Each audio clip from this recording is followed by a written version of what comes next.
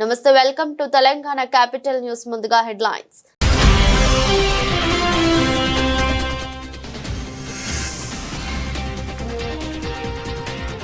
Trump మరో సంచలన నిర్ణయం. ఈసారి యూరప్ దేశాలే టార్గెట్.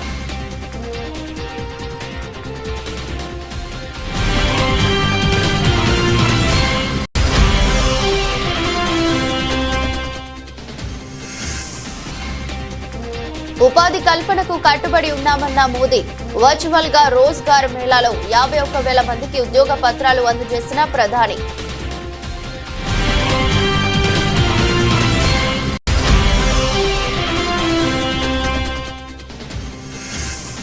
విదేశీ విద్యకు వెంపర్లాడొద్దు. నల్సార్ స్నాతకోత్సవంలో సిజేఐ జస్టిస్ గవాయ్.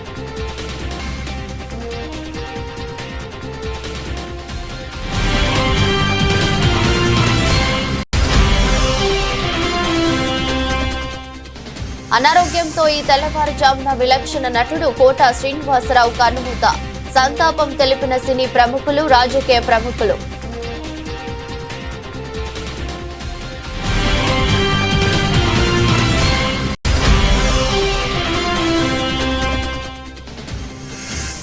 రాష్ట్రంలో చంద్రబాబు నిరంకుశ పాలన సాగుతుందన్న జగన్.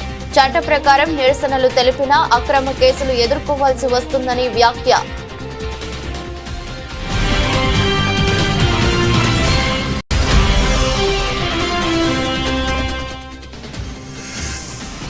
కాంగ్రెస్ ప్రభుత్వంపై పాయల్ శంకర్ విమర్శలు. బీసీ రిజర్వేషన్లకు మతపరమైన అంశాన్ని జోడించారని ఆరోపణ.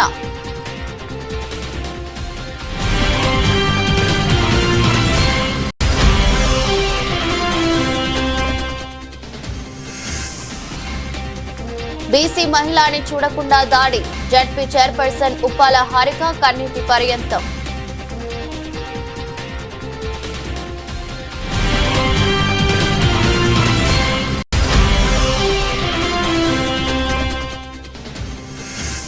లష్కర్లో వైభవంగా ఉజ్జయిని మహంకాళి బోనాల జాతర. వేకువజాము నుంచే పెద్ద సంఖ్యలో అమ్మవారిని దర్శించుకుని బోనాలు సమర్పిస్తున్న భక్తులు.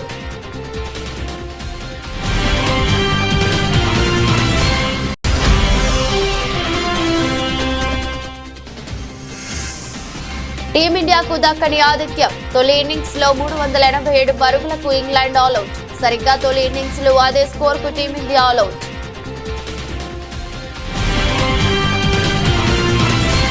అమెరికా అధ్యక్షుడు డొనాల్డ్ ట్రంప్ యూరోపియన్ యూనియన్ మరియు మెక్సికో నుంచి దిగుమతి అయ్యే అన్ని వస్తువులపై ఏడాది ఆగస్టు 1 నుంచి 30% సుంకాలు విధిస్తున్నట్లు ప్రకటించారు.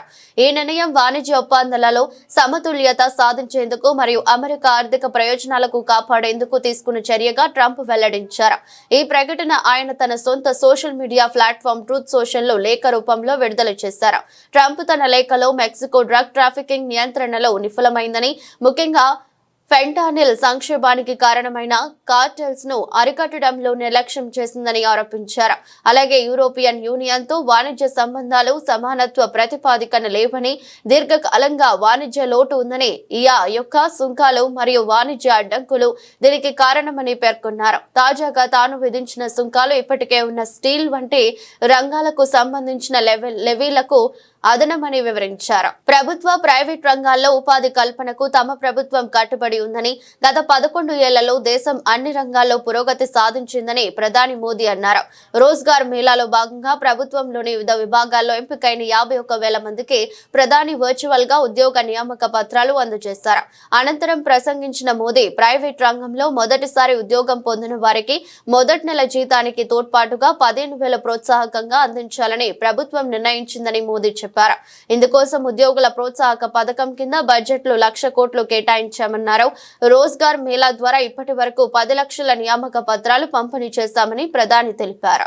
गरीब कल्याण और रोजगार निर्माण का जो मिशन चल रहा है, आज से इसको आगे बढ़ाने का दायित्व आपका भी है. सरकार रुकावट नहीं बननी चाहिए. सरकार विकास की प्रोत्साहक बननी चाहिए. हर व्यक्ति को आगे बढ़ने का अवसर है. हाथ पकड़ने का काम हमारा है और आप तो नौजवान हैं दोस्तों, आप पर मेरा बहुत भरोसा है।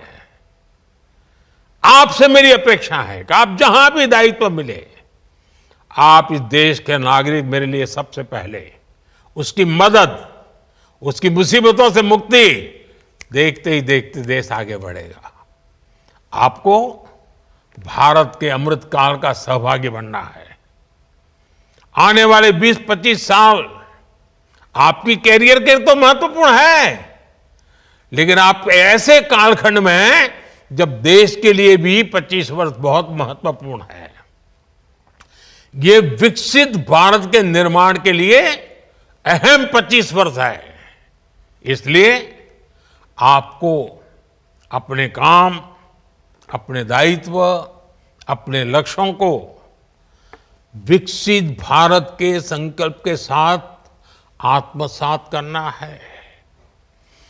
नागरिक देवो भव, ये मंत्र तो हमारी रगों में दौड़ना चाहिए, दिल दिमाग में रहना चाहिए, हमारे व्यवहार में नजर आना चाहिए।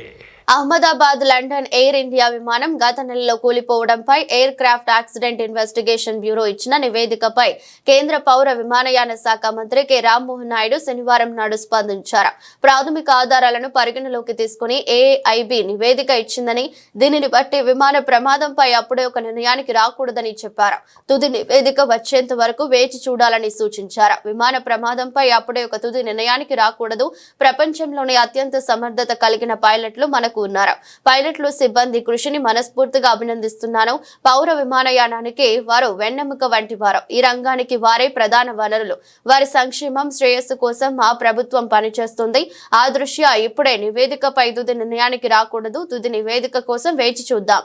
ఇందులో కొన్ని సాంకేతిక అంశాలు కూడా ముడిపడి ఉన్నాయని రామ్మోహన్ నాయుడు అన్నారు. Appreciate the job done by AIB, a very commendable job. It was a very challenging task. In fact, for the first time, safely securing the black box and trying to decode the data and everything being done in India itself in the lab in Delhi for AIB, first of its kind. So I'd like to appreciate all the efforts they have put in to do a very transparent, very mature, professional way the investigation has been done, and also all the international protocols have also been respected and followed. And regarding the report, this is a preliminary report right now, and from the ministry we are analyzing the report, but I think it would be better if we can comment on it once the final report comes in. So we are coordinating with AIB also. Whatever support or resources they need, we'll be providing to them. But AIB will be the primary investigating agency into this, and we are hoping that as soon as possible the final report also comes in so that we can arrive at some conclusions. So right now, like the report has only stated within that there are multiple other things also that need to be looked into before preparing the final report. So we want the final report to come in to look at things. So let us wait till then. న్యాయవాదం అత్యంత గౌరవప్రదమైన వృత్తి అయినప్పటికీ ఇందులో రాజబాట అంటూ ఏది ఉండదని supreme court ప్రధాన న్యాయమూర్తి జస్టిస్ బిఆర్ గవాయ్ అన్నారు. శామీర్పేటలోని నల్సార్ విశ్వవిద్యాలయం 22వ స్నాతకోత్సవంలో ముఖ్యమంత్రి రేవంత్ రెడ్డి, సుప్రీంకోర్టు న్యాయమూర్తి పమిడి ఘంటం శ్రీ నరసింహ, హైకోర్టు తాత్కాలిక ప్రధాన న్యాయమూర్తి justice Sujoy Paul, vice chancellor శ్రీకృష్ణదేవరావులతో కలిసి సిజేఐ పాల్గొన్నారు. ఈ సందర్భంగా జస్టిస్ బిఆర్ గవాయ్ మాట్లాడుతూ న్యాయవాద వృత్తిలో ఖచ్చితమైన ఫలితాలు వస్తాయనే గ్యారంటీ లేదని చెప్పారు. ఈ వృత్తిలో అంచనాలు భారీగా ఉంటాయి. ఎక్కువ గంటలు పనిచేయాల్సి వస్తుంది. భావోద్వేగపరంగా మనల్ని ఒంటరిని చేస్తుంది. కొన్నిసార్లు సక్సెస్ అయినట్లు కనిపించడానికి కూడా కష్టపడాల్సి వస్తుందని చెప్పారు.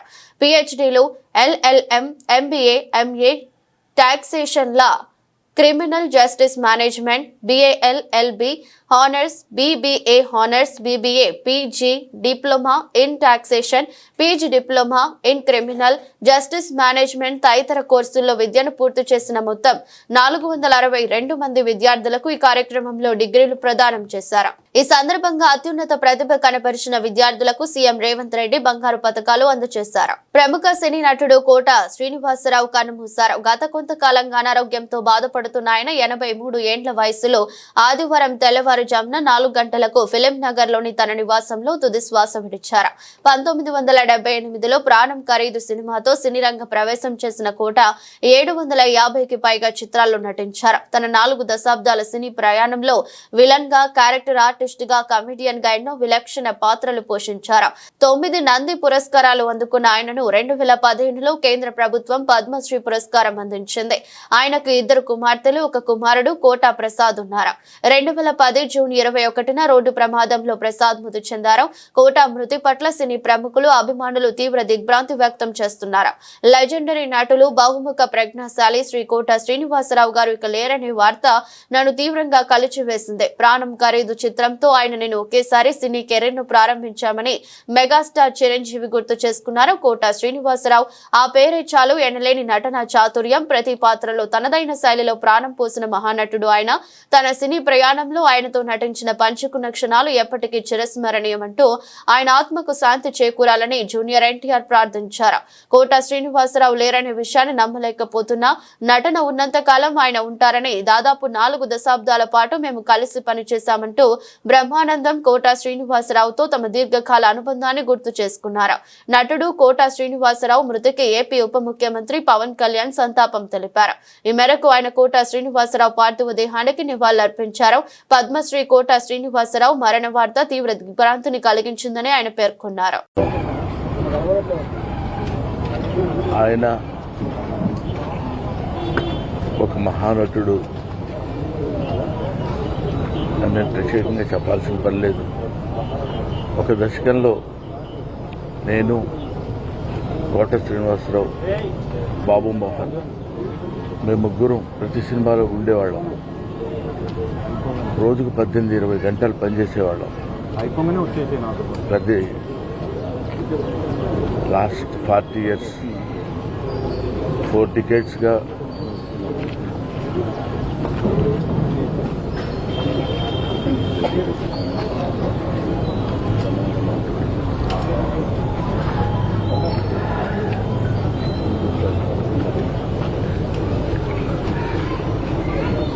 అరే ఒరే అనుకుంటూ కలిసి ఉన్నాం.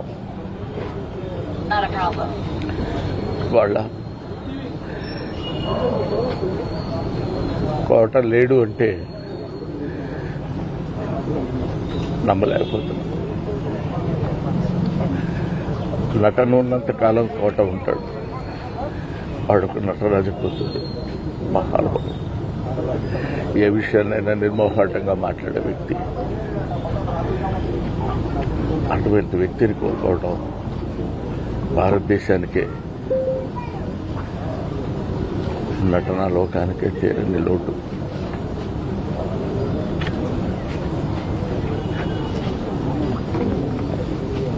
తెలంగాణ స్థానిక సంస్థల ఎన్నికల్లో బీసీలకు 42% రిజర్వేషన్లు కల్పించేందుకు రాష్ట్ర కేబినెట్ ఆమోదం తెలిపిన విషయం తెలిసిందే. స్థానిక సంస్థల ఎన్నికల్లో బీసీలకు రిజర్వేషన్లు కల్పించే 2 బిల్లులను ఏడాది మార్చిలో శాసనసభ ఆమోదించింది. ఇటీవల పంచాయతీ ఎన్నికలకు సంబంధించిన అంశంపై హైకోర్టు కూడా నెలాఖరులోపు రిజర్వేషన్లు ఖరారు చేయాలని ప్రభుత్వాన్ని ఆదేశించింది.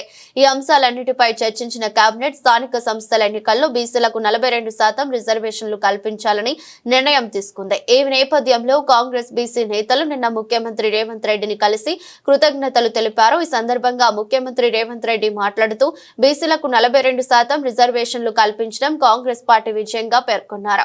రిజర్వేషన్ ఫలాలను బీసీలు సద్వినియోగం చేసుకోవాలని సూచించారు. బీజేపీ పాలిత రాష్ట్రాల్లో బీసీలకు రిజర్వేషన్లు కల్పించలేదని అన్నారు. రాష్ట్రంలో కులగణన చాలా పకడ్బందీగా చేశామని తెలిపారు. ఇది దేశానికే ఉత్తమ నమూనా అని అన్నారు. ప్రజలు స్వచ్ఛందంగా కులగణనకు వివరాలు వెల్లడించారని తెలిపారు. ఈ సమాచారాన్ని పూర్తిగా డిజిటలైజ్ చేసి భద్రపరిచామని వెల్లడించారు. మేము తెలంగాణ రాష్ట్ర ప్రభుత్వంగా కాంగ్రెస్ పార్టీగా చేయాల్సిందంతా చేసింది. చిత్తశుద్ధి ఎవరికి ఉండాలి? భారతీయ జనతా పార్టీకి ఉండాలి. ఈరోజు గవర్నర్తో సహా లీగల్ వెయిటింగ్ చెప్పించి గవర్నమెంట్ ఆఫ్ ఇండియాకు పంపిస్తే, క్యాబినెట్ అప్రూవల్ చేసి రాష్ట్ర ప్రభుత్వానికి పంపించేస్తే ఇమ్మీడియట్గా జరగాల్సిన పరిణామాలన్నీ వేగంగా జరిగిపోతాయి. లేదు, కేంద్ర ప్రభుత్వమే మనం పంపించిన ప్రతిపాదనను తమిళనాడు ఎట్లయితే 9th షెడ్యూల్లో చేసిన రిజర్వేషన్లో, తెలంగాణ రిజర్వేషన్లో కూడా 9th షెడ్యూల్ చేరుస్తే 100% మనకు చట్టబద్ధత వస్తుంది. ఎవరు దీన్ని సాధించాల్సింది? కిషన్ రెడ్డి గారు సాధించాలి, లక్ష్మణ్ గారు సాధించాలి, బండి సంజయ్ గారు సాధించాలి, లేకపోతే మా మిత్రుడు ఆర్ కృష్ణయ్య సాధించాలి. ఎందుకు అంటే వాళ్ళ నాయకుడు నరేంద్ర మోడీ అనుకుంటేనే ఈ పని జరుగుతుంది. ఇవాళ తెలంగాణలో సాధ్యమైందంటే మా నాయకుడు రాహుల్ గాంధీ గారు అనుకున్నాడు కాబట్టి ఇది సాధ్యమైంది. నరేంద్ర మోడీ ప్లేస్లో రాహుల్ గాంధీ గారు ఉంటే 48 గంటలలో చేసుకొచ్చే బాధ్యత నాది. ఎవరు అక్కర్లేదు, మీకు అందరికి 1,00,000 మంది పిలిచి 10 భోజనం పెడతాను నేనే తీసుకొని వచ్చిన తర్వాత. మీరెవ్వరు కొట్లాడాల్సిన పని లేదు, మీరెవ్వరు రైలు ఎక్కాల్సిన పని లేదు, రైలు రోకో చేయాల్సిన పని లేదు. మోడీ ఉన్నాడు కాబట్టి మోడీని కూటమి ప్రభుత్వంపై వైసీపీ అధినేత జగన్ మరోసారి తీవ్ర స్థాయిలో విరుచుకుపడ్డారు. ఆయన స్పందిస్తూ ప్రభుత్వాన్ని ప్రశ్నించే గొంతుకలను పోలీస్ వ్యవస్థను అడ్డు పెట్టుకుని నులిమేస్తున్నారని మండిపడ్డారు. రాష్ట్రంలో ప్రజాస్వామికమైన ప్రాథమిక హక్కులకు భంగం కలుగుతుందని అన్నారు. చంద్రబాబు నిరంకుశ పాలనలో ప్రజల హక్కులు అణచివేయబడుతున్నాయని దుయ్యబట్టారు. చట్టానికి లోబడి నిరసనలు తెలిపిన అక్రమ కేసులు ఎదుర్కోవాల్సి వస్తుందని జగన్ మండిపడ్డారు. గుంటూరు మెర్చియార్డులో రైతుల పరామర్శకు వెళ్లినప్పుడు ఒక కేసు పెట్టారు. రామగిరిలో లింగమయ్య కుటుంబాన్ని పరామర్శించేందుకు వెళ్లినప్పుడు తోపుదుర్తి ప్రకాష్ రెడ్డిపై కేసు పెట్టారు. పొదిలిలో పొగాకు రైతులను పరామర్శించేందుకు వెళితే 3 కేసులు పెట్టి 15 మందిని అరెస్ట్ చేశారు. పల్నాడులో పోలీసు వేధింపులకు తట్టుకోలేక ఆత్మహత్య చేసుకున్న నాగ మల్లేశ్వరరావు కుటుంబాన్ని పరామర్శించేందుకు వెళితే 5 కేసులు నమోదు చేశారు. 131 మందికి నోటీసులు జారీ చేశారు. సినిమా పోస్టర్ ప్రదర్శించిన యువకుడిని జైల్లో పెట్టారని ఆగ్రహం వ్యక్తం చేశారు. బంగారుపాళ్యంలో మామిడి రైతులను పరామర్శించడానికి వెళితే 5 కేసులు పెట్టి 20 మందిని కస్టడీలోకి తీసుకున్నారని జగన్ మండిపడ్డారు. వారిని అరెస్ట్ చేసినట్టు చూపించలేదని, కోర్టులో హాజరుపరచలేదని అన్నారు. తన ప్రతి పర్యటనలో అక్రమ కేసులు పెడుతున్నారని ఆగ్రహం వ్యక్తం చేశారు. చెక్ పోస్టులు ఏర్పాటు చేసి రైతులను రానియకుండా చేస్తున్నారని మండిపడ్డారు. ఇందుకోసం పోలీస్ వ్యవస్థను వాడుకోవడం సరికాదని అన్నారు. బీసీ రిజర్వేషన్లకు మతపరమైన అంశాన్ని జోడించారని, మతపరమైన రిజర్వేషన్లను రాజ్యాంగం, సుప్రీంకోర్టు అంగీకరించవని బీజేపీ ఎమ్మెల్యే పాయల్ శంకర్ అన్నారు. బీసీలకు 42% రిజర్వేషన్ల వ్యవహారంలో రాష్ట్ర ప్రభుత్వం హడావిడి చేస్తుంటే బీసీలను మోసం చేస్తున్నదనే అనుమానాలు వ్యక్తమవుతున్నాయని ఆయన పేర్కొన్నారు.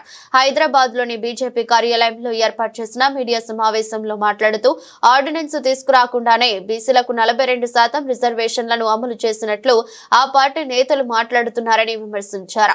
కాంగ్రెస్ పార్టీ ఎప్పుడు ఇచ్చిన మాట మీద నిలబడలేదని ఆయన మండిపడ్డారు. శాసనసభ సమావేశాలను ఏర్పాటు చేసి బీసీ రిజర్వేషన్లను ఏ విధంగా అమలు చేస్తారో చర్చించాలని పాయల్ శంకర్ డిమాండ్ చేశారు. ఈ వ్యవహారంలో న్యాయపరమైన ఇబ్బందులు రాకుండా, బీసీలకు అన్యాయం జరగకుండా ఇచ్చిన మాటకు కట్టుబడి ఉండాలని సూచించారు. 42% బీసీ రిజర్వేషన్ల మీద ఆలు లేదు, సూలు లేదు, కొడుకు పేరు సోమలింగం అన్నట్టు రిజర్వేషన్లు అమలయ్యింది లేదు. ఆర్డినెన్స్ ఎట్లా తెస్తారో దాని మీద స్పష్టత లేదు. ఈ గందరగోళమైనటువంటి పరిస్థితులలో ఒక క్లారిటీ ఇవ్వకుండా 42% బీసీ రిజర్వేషన్లు స్థానిక సంస్థల్లో అమలైపోయినట్టు, బీసీలందరూ కుర్చీలలో కూర్చున్నట్టు, మీరంతా రండి, సంబరాలు చేయండి, పాలాభిషేకం చేయండి, మాకు పూలమాలలు వేయండి అని కాంగ్రెస్ పార్టీ చేస్తున్నటువంటి సంబరాలు చూస్తే మరొక్కసారి రాష్ట్ర బీసీలను కాంగ్రెస్ పార్టీ మోసం చేయడానికి సిద్ధమవుతున్నదా అని అనుమానం కలుగుతూ ఉన్నది. మేము ఎందుకు ఈ మాట మాట్లాడుతున్నామనంటే, కాంగ్రెస్ ఏ రోజు కూడా ఇచ్చిన మాటకు కట్టుబడి లేకుండా అవసరానికి ఒక తీరు మాటలు మాట్లాడుతుంది కాంగ్రెస్ పార్టీ. దానికి గతంలో ఉదయపూర్ డిక్లరేషన్ కావచ్చు, ఆ రోజు గొప్పగా చెప్పిండ్రు, ప్రతి పార్లమెంట్లో 2 బీసీలకు ఎమ్మెల్యే టికెట్లు ఇచ్చే బాధ్యత మాది అన్నారు. ఆ ఉదయపూర్ డిక్లరేషన్ తర్వాత ఈ రాష్ట్రంలో ఉన్నటువంటి బీసీలంతా కూడా అనుకున్నారు కాంగ్రెస్ పార్టీ ప్రతి పార్లమెంట్లో 2కి అసెంబ్లీ టికెట్లు ఇస్తుందట అని. చివరికి ఎన్నికలు జరిగినప్పుడు ఏ రకమైనటువంటి వ్యవహారం చేసిందో ఈ రాష్ట్ర ప్రజలందరికీ కూడా తెలుసు. స్పష్టంగా మేము చెప్పినాం, మీరు చిత్తశుద్ధితో ఈ 42% బీసీ రిజర్వేషన్లు అమలు చేయాలన్న ఆలోచన మీకుంటే, రాజ్యాంగం ఎప్పుడు కూడా మతపరమైన రిజర్వేషన్లకు ఒప్పుకోదు. ఆ విషయం మీకు తెలుసు. సుప్రీంకోర్టు కూడా అనేక సందర్భాల్లో చెప్పింది. గతంలో రాజశేఖర రెడ్డి గారి పీరియడ్లో 4% రిజర్వేషన్ ఇచ్చినప్పుడు ఏం జరిగిందో మీ అందరికీ తెలుసు. హైకోర్టు కొట్టేసిన తర్వాత సుప్రీంకోర్టులో స్టే మీద ఆ యొక్క విషయం కొట్టుమిట్టాడుతున్నది. కృష్ణా జిల్లాలోని గుడివాడలో జడ్పీ చైర్పర్సన్ ఉప్పాల హారిక కారుపై కొందరు దాడికి పాల్పడ్డారు. వైఎస్ఆర్సీపీ సమావేశానికి వెళ్తుండగా ఈ ఘటన చోటు చేసుకుంది. జిల్లా ప్రథమ పౌరురాలికే పోలీసులు రక్షణ కల్పించలేకపోవడంపై వైఎస్ఆర్సీపీ శ్రేణులు ఆగ్రహం వ్యక్తం చేస్తున్నాయి. బీసీ మహిళ అని చూడకుండా తనను టార్గెట్ చేసి టీడీపీ జనసేన గుండాలు దాడికి పాల్పడ్డారని కృష్ణా జిల్లా జడ్పీ చైర్పర్సన్ ఉప్పాల హారిక కన్నీటి పర్యంతమయ్యారు. వైఎస్ఆర్సీపీ కార్యక్రమానికి ఉప్పాల హారిక వెళ్తున్న సమయంలో ఆమె కారును పచ్చమూకలు అడ్డుకున్నాయి. ఈ క్రమంలోనే ఆమె కారుపై విచక్షణ రహితంగా దాడికి తెగపడ్డారు. ఈ అరాచక ఘటనపై ఉప్పాల హారిక మాట్లాడుతూ గుడివాడ ఎమ్మెల్యే ప్రోద్బలంతోనే ఈ దాడి జరిగిందన్నారు. కారులో ఉన్న తమను చంపడానికి యత్నించారని ఆవేదన వ్యక్తం చేశారు. ఈ దాడితో భయపడిపోయి తన భర్త తాను కారులోంచి బయటకు రాలేదన్నారు. తనను అసభ్య పదజాలంతో దూషించారని, తన కారు అద్దాలను ధ్వంసం చేశారన్నారు. ఇంత జరుగుతున్నా పోలీసులు పట్టించుకోలేదని తెలిపారు. టీడీపీ గుండాలు తన కారుపై దాడి చేస్తున్నా పోలీసులు పట్టించుకోకుండా వారికి సహకరించినట్లు వ్యవహరించారన్నారు. ఇవాళ వరకు ఎవరన్నా గానీ ఒక్క మాట అన్నావా అని చెప్పి అడుగుతున్నా. ఒక్క మాట అన్నా మేము ఎవరన్నా అన్నావా కానీ కలహాలు కానీ పెట్టుకోవడం జరగలేదు. ఈ రోజు మేము మీటింగ్ జరుగుతుందని మా దారిని మేము వస్తున్నాం. ఒక్కరిని ఒక్క మాట అనలేదు. ఇష్టం వచ్చినట్టు బరి తెగించిపోయి రోడ్ల మీద మమ్మల్ని నిర్బంధించేసి చుట్టూ 10 సార్లు దాడి చేయడానికి రాడ్లేవో పట్టుకొని చేతులకి టవల్స్ అవి కట్టేసుకుని ఇష్టం వచ్చినట్టు కార్ని ధ్వంసం చేసేసి ఎలాంటి మాటలు అంటే నీచంగా అలాంటి మాటలు నేను మాట్లాడలేను. అంత భయంకరంగా తిడుతూ పోలీసులు ముందే ఇలా చేస్తున్నారంటే రాజ్యాంగం ఏమైపోయింది, చట్టాలు ఏమైపోయినాయో నాకైతే అర్థం కావట్లేదు. మరి నాకే ఈ విధంగా ఉంటే ఇంకా సాధారణమైన మహిళలు రోడ్డు మీద తిరగడానికి కూడా భయంకరమైన పరిస్థితులు ఏర్పడేటట్టున్నాయి. గవర్నమెంట్ వచ్చి 1 సంవత్సరం అయింది. ఇంకా 4 సంవత్సరాలు ఈ భయానక పాలన ఎలా ఎదుర్కొంటారో మరి నాకైతే అర్థం కావట్లేదు. దీనికి పోలీసులు ఏ విధంగా వారిపై కఠినమైన చర్యలు తీసుకుంటారో నాకు తెలియదు. నేనైతే కంప్లైంట్ ఇవ్వడం జరిగింది ఇప్పుడే. దీనికి సంబంధించి ప్రతి ఒక్కరూ కూడా బీసీ మహిళనైన నాకు జరిగిన ఈ అవమానం ప్రతి మహిళకి జరిగినట్టే అని నేను భావిస్తున్నాను. ఎందుకంటే జిల్లా ప్రథమ మహిళకి జరిగిన అవమానం ప్రతి ఒక్కరికి జరిగినట్టే. ఇంత దారుణమైన బూతులు మాట్లాడుతున్నారంటే వారిని ఎస్పీ గారు ఖచ్చితంగా కఠినమైన చర్య తీసుకుని వారిని ఈ రోజే జైల్లో పెట్టాల్సిందిగా కోరుకుంటున్నాను. మేము ఎవరిని ఎటువంటి పదజాలాలు ఉపయోగించకుండా మా మీటింగ్ మేము చేసుకుంటున్నాము. ఆయన మేనిఫెస్టోలో ఇచ్చిన పథకాలు అమలు చేయట్లేదని మాత్రమే మాట్లాడుతున్నాను. ఇంతవరకు 4 మీటింగ్స్కి వెళ్ళాము, ఎక్కడ కూడా ఇలాంటి పరిస్థితి లేదు. కానీ ఈ రోజు గుడివేడ కేవలం మేము రోడ్లో ఎంటర్ అయ్యామంతే. అసలు ఆ రోడ్డు కూడా ఎంటర్ అవ్వలేదు. వాళ్ళు తిరిగి కారు రిటర్న్ వెళ్ళిపోమనంటే మేము కారు తిప్పుకుంటున్నా సరే మొత్తం రౌండ్ చేసేసారు. రౌండ్ చేసేసి మొత్తం అంతా ధ్వంసం చేసేసారు. మీరు ఆల్రెడీ విజువల్స్ చూసుకునే ఉంటారు. ఈ రకమైన రాజ్యాంగం ఇక్కడ అమలవుతుంది. ఇది మరి రెడ్ బుక్ రాజ్యాంగం, మరి ఏ రాజ్యాంగం నాకు తెలియదు. లష్కర్ బోనాల జాతర వైభవంగా కొనసాగుతుంది. వేకువజాము నుంచే పెద్ద సంఖ్యలో భక్తులు అమ్మవారిని దర్శించుకుని బోనాలు సమర్పిస్తున్నారు. ఉదయం 4 గంటలకు జిల్లా ఇన్ఛార్జి మంత్రి పొన్నం ప్రభాకర్ దంపతులు ఉజ్జయిని మహంకాళి అమ్మవారికి తొలి బోనం సమర్పించారు. ప్రత్యేక పూజలు చేశారు. అనంతరం అమ్మవారికి దర్శించుకునేందుకు భక్తులు అనుమతించారు. పెద్ద సంఖ్యలో ఆడపడుచులు అమ్మవారి బోనం సమర్పించేందుకు బారులు తీరారు. అమ్మవారిని దర్శించుకున్న ప్రజాప్రతినిధులు కేంద్ర మంత్రి కిషన్ రెడ్డి దంపతులు, Sanath Nagar MLA Talasani Srinivas Yadav, Malkajgiri MLA Marri Rajashekar Reddy, Narsapur MLA Sunitha Laxmareddy, మాజీ MLC PL Srinivas, Sanath Nagar Congress in-charge Kota Neelima అమ్మవారిని దర్శించుకున్నారు. దేవాదాయ శాఖ principal secretary Shailaja Ramaiah, commissioner I Venkatarao, north zone DCP Rashmika Perumal భక్తులకు ఎలాంటి ఇబ్బంది తలెత్తకుండా ఎప్పటికప్పుడు జాగ్రత్తలు చేపడుతున్నారు.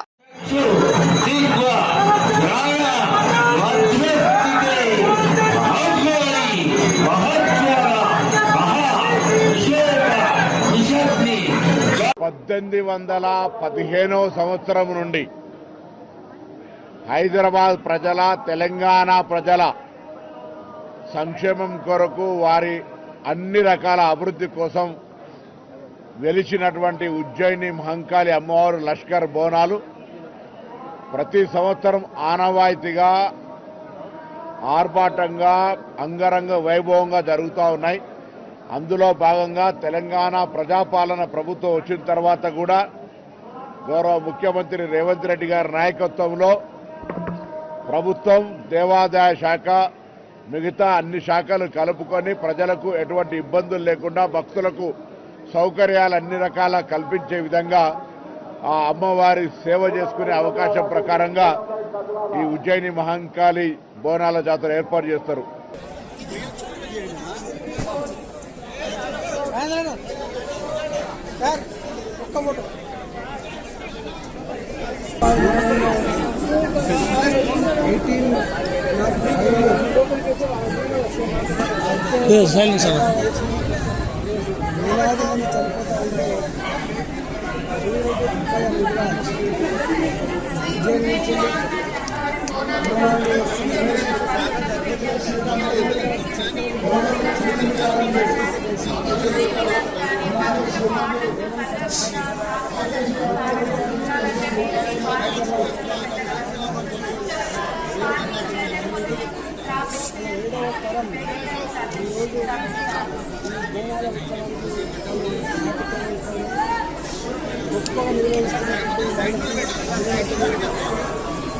హైదరాబాద్ నగరంలో కోరుకొండలో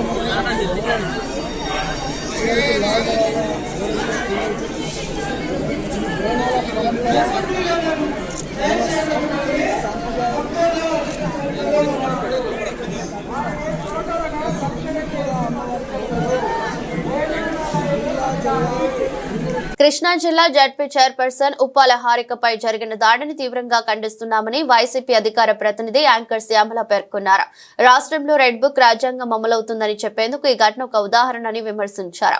గంటన్నర సేపు మీటింగ్ కు హాజరు కాకుండా అడ్డుకున్నారని, రోడ్డుపై కారును ఆపేసి అద్దాలను పగలగొట్టారని శ్యామల ఆరోపించారు. ఒక జిల్లా ప్రథమ పౌరురాలిగా ఉన్న హారికపై ఈ దారుణ చర్య జరగడం ఆందోళనకరమని తెలిపారు. ప్రజాస్వామ్య పాలనలో ఉన్నామా లేక అటవిక రాజ్యంలో ఉన్నామా? ఒక బీసీ మహిళపై చేసినటువంటి దాడిని ఖచ్చితంగా గుర్తు పెట్టుకుంటాం. గంటన్నర సేపు మీటింగ్ కి రానివ్వకుండా రోడ్డు మీద ఆపేసి కారు అద్దాలు పగలగొట్టి ఒక జిల్లా ప్రథమ పౌరురాలు అయిన జడ్పీ చైర్పర్సన్ పై మీరు ఇంత దారుణంగా ప్రవర్తిస్తే ఇంకా సామాన్య మహిళల పరిస్థితి ఏంటి? రాష్ట్రంలో జిల్లాలో మహిళల పట్ల మీ ప్రభుత్వ తీరు మరొకసారి మీరు నిరూపించుకున్నారు.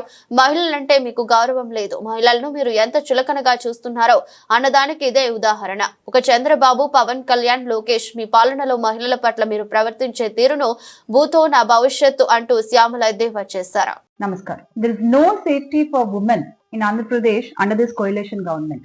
As a woman and as a public representative, I am deeply disturbed and enraged by what's happening in our institutions. At Rangaraya Medical College in Kakinada, a lab technician has taken indecent photos of the girl students and blackmailed them. Even after complaints were made, there is no severe action taken. Only a few technicians were suspended. Why? Why has there been no justice? What is our Deputy Chief Minister, Mr. Pavan Kalyan, doing? This incident happened in his own district. All he gives are the hollow statements about protecting women. London లోని Lord's వేదికగా జరుగుతున్న Bharat England 3వ test match లో రెండు జట్ల తొలి innings స్కోర్లు సమం కావడంతో ఉత్కంఠ రేగింది. నేడు 3వ రోజు ఆటలో భారత జట్టు తమ తొలి ఇన్నింగ్స్ లో 119.2 ఓవర్లలో 387 పరుగులకు ఆల్అౌట్ అయింది. అంతకుముందు ఈ మ్యాచ్ లో టాస్ గెలిచిన ఇంగ్లాండ్ కూడా తొలి ఇన్నింగ్స్ లో 387 పరుగులే చేసింది. భారత్ తొలి ఇన్నింగ్స్ లో కేఎల్ రాహుల్ సెంచరీతో అదరగొట్టాడు. రిషబ్ పంత్, రవీంద్ర జడేజా అర్ధ సెంచరీలతో జట్టుకు బలం చేకూర్చారు. కరుణ్ నాయర్, నితీష్ కుమార్ రెడ్డి కీలక ఇన్నింగ్స్ లో ఆడారు. ఇంగ్లాండ్ బౌలర్లలో క్రిస్ వోక్స్ 3 వికెట్లు, జోఫ్రా ఆర్చర్, బెన్ స్టోక్స్ చెరో 2 వికెట్లు తీశారు. యశస్వి జైస్వాల్, శుభ్మన్ గిల్ నిరాశపరిచారు.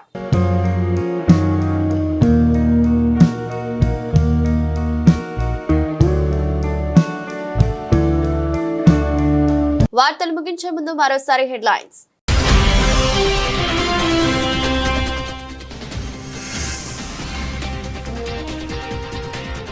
ట్రంప్ మరో సంచలన నిర్ణయం, ఈసారి యూరప్ దేశాలే టార్గెట్.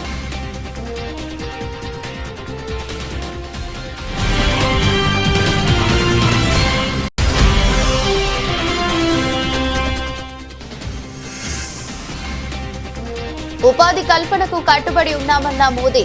వర్చువల్ గా రోజ్గార్ మేళాలో 51,000 మందికి ఉద్యోగ పత్రాలు అందజేసిన ప్రధాని.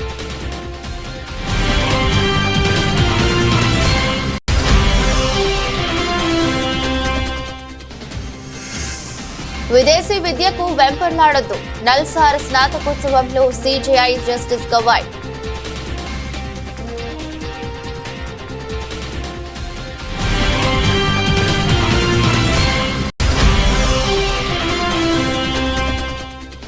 అనారోగ్యంతో ఈ తెల్లవారుజామున విలక్షణ నటుడు కోట శ్రీనివాసరావు కన్నుమూత. సంతాపం తెలిపిన సినీ ప్రముఖులు, రాజకీయ ప్రముఖులు.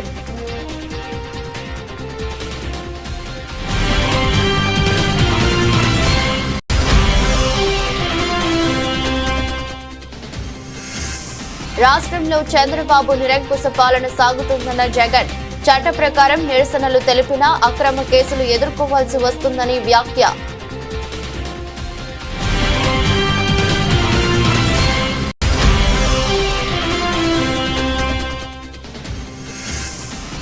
కాంగ్రెస్ ప్రభుత్వంపై పాయల్ శంకర్ విమర్శలు. బీసీ రిజర్వేషన్లకు మతపరమైన అంశాన్ని జోడించారని ఆరోపణ.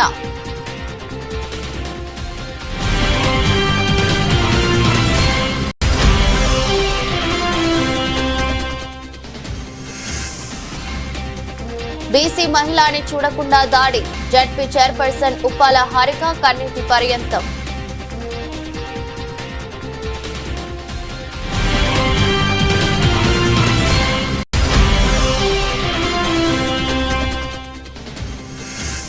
లష్కర్లో వైభవంగా ఉజ్జయిని మహంకాళి బోనాల జాతర.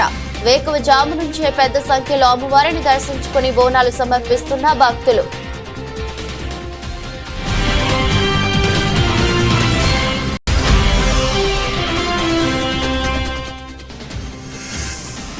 టీమిండియాకు దక్కని ఆధిక్యం. తొలి ఇన్నింగ్స్ లో 387 పరుగులకు ఇంగ్లాండ్ ఆల్అౌట్. సరిగ్గా తొలి ఇన్నింగ్స్ లో అదే స్కోర్ కు టీమిండియా ఆల్అౌట్.